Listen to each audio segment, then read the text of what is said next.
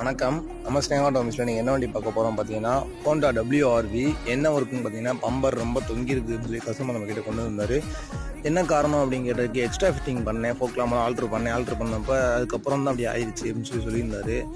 நம்ம check out பண்ணி பார்த்ததுல வந்து ரொம்ப கேப் அதிகமாக இருந்துச்சு. கையே உள்ளே போகிற அளவுக்கு இருந்துச்சு பம்பர் டு ஹெட்லைட்டில். அப்புறம் பம்பர் டு பானட்லேயும் அதே மாதிரி தான் இருந்துச்சு. நம்ம ஒர்க்கு அவுட்ஃபிட் நான் உங்களுக்கு போடுறேன், எப்படி இருக்குன்னு பாருங்கள். பார்த்தாலே தெரியும் எவ்வளோ டிஃப்ரெண்ட் இருக்குன்னு சொல்லி முன்னாடிக்கும் இப்போக்கும்.